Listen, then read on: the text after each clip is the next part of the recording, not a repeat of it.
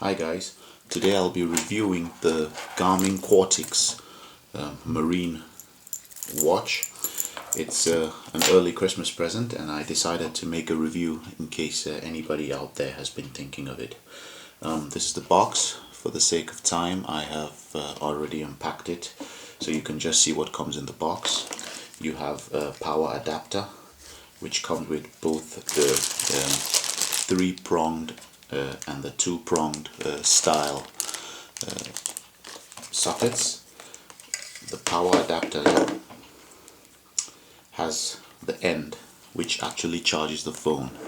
A lot of people have asked how it actually, I'll just put on the light there so it'll help a little bit, yeah.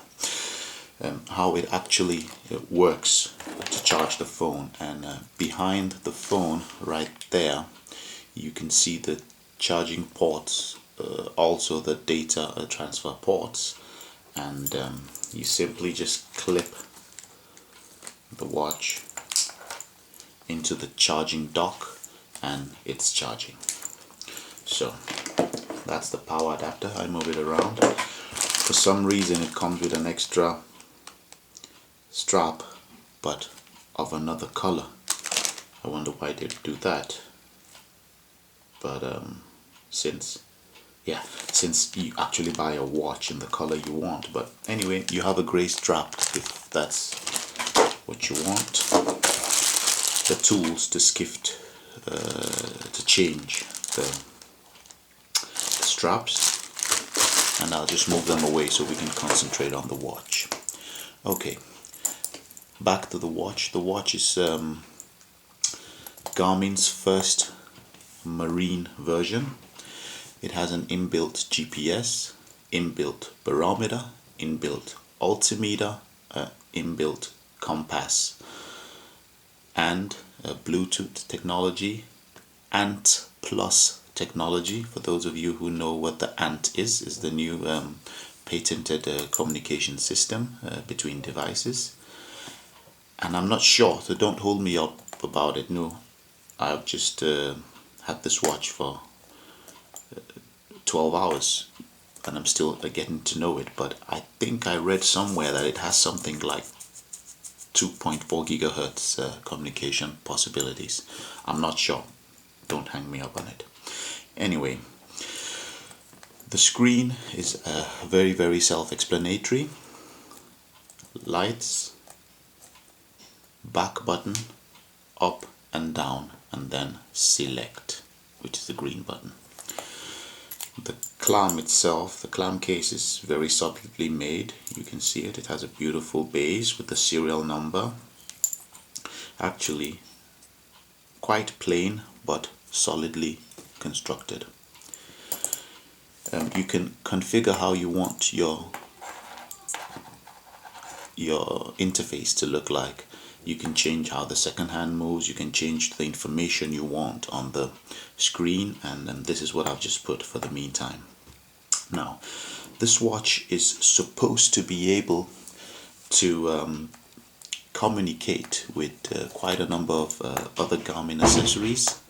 Apart from the NEMA 2000 communication system, it should also be able to communicate with external temperature sensor.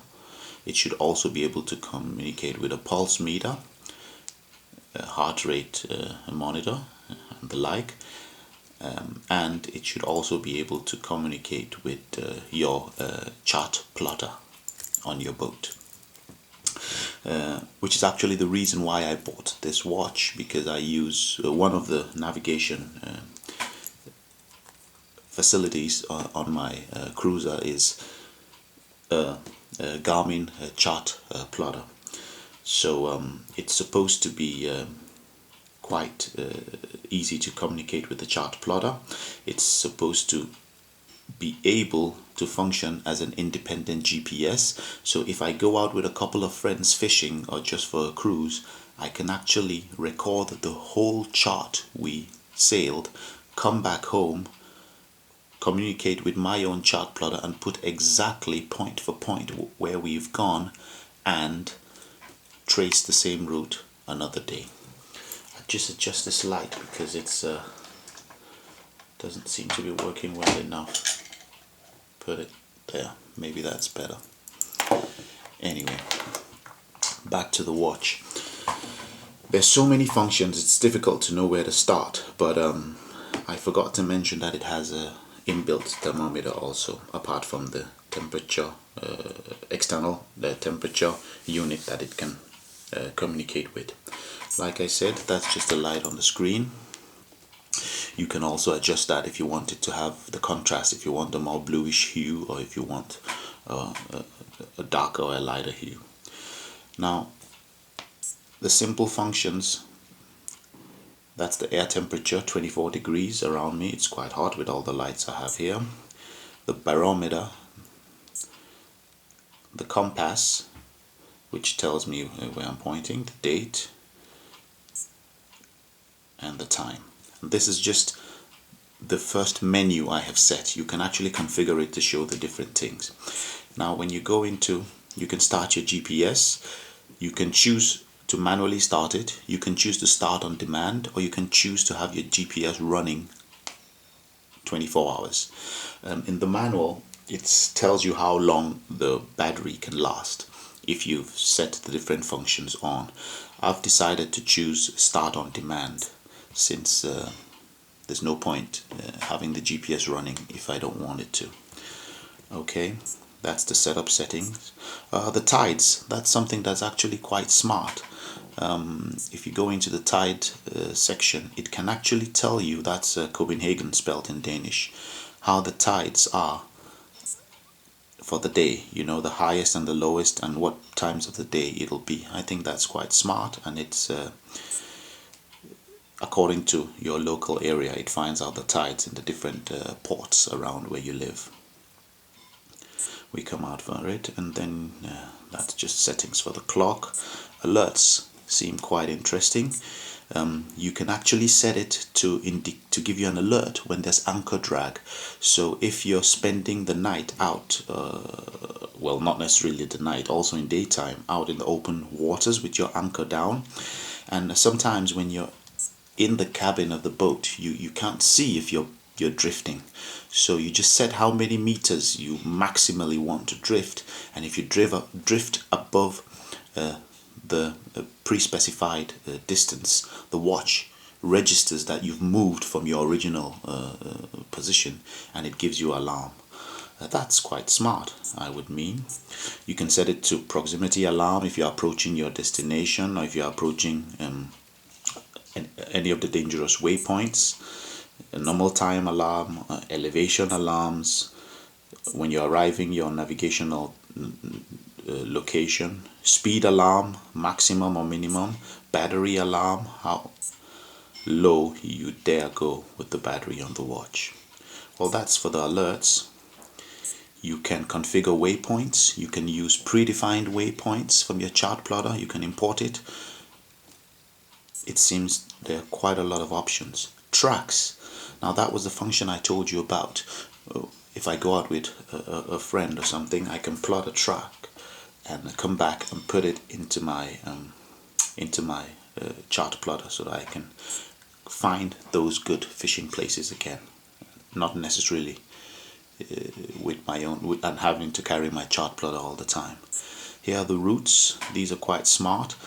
Because this unit functions as an independent GPS unit, the routes are actually quite smart. So you plot your routes.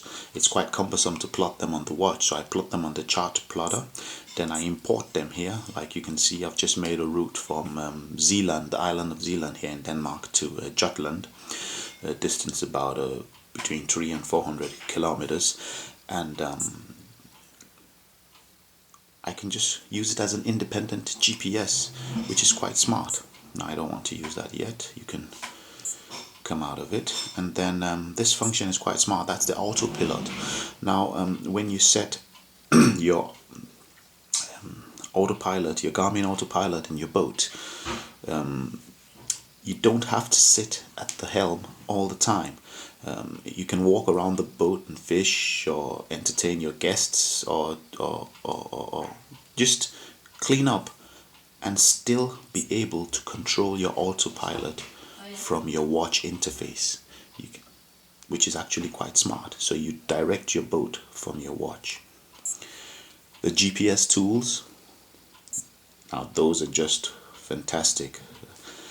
You can see which satellites you're connected to. The Sight and Go is a function I haven't tried, but it claims that you can just point your watch in a particular compass direction, say go, and then it'll direct you exactly the direction that you pointed your watch. These are coordinates. If you want to enter the coordinates manual, these are your points of interest that you can set in manually, or you can install with a chart plotter. This monitors the sun and moon positions. That's simply sunrise and sunset every day, and moonrise and moonset. You might think, what will I use it for? But hardcore fishermen, it's very, very important for them. Also, you don't want to be stranded out in open water unprepared if it gets dark. Okay, we come back. Hunting and fishing. Now this is quite an interesting function. I checked on it yesterday and it said excellent day for fishing. Today it just says good day. I wonder how it calculates this information, but I'll guess it's a combination of the barometric pressure, the location, the GPS location, the tides, maybe the temperature. But anyway, it has today's data, it has its forecast and the times that are best for fishing. I can't wait to try that out. We come back and then it has a function that's an area calculator.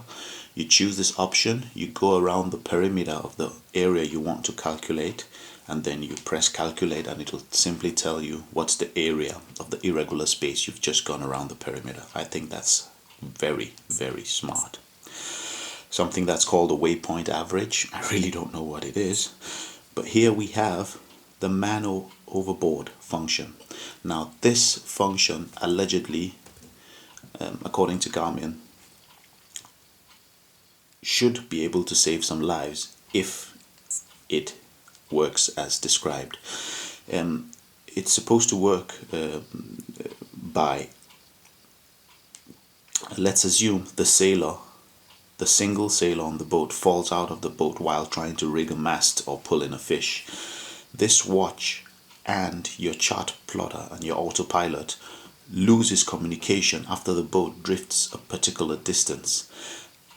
So it's supposed to send somehow, or the autopilot registers that the watch is no longer in communication, and then it reverses the boat back a particular distance.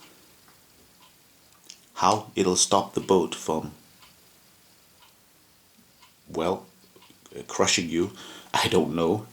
How much it'll reverse the boat, I don't know. Again, I'd like to see it tried out in the field. Just like I mentioned, I've only had this watch for 12 hours. Anyway,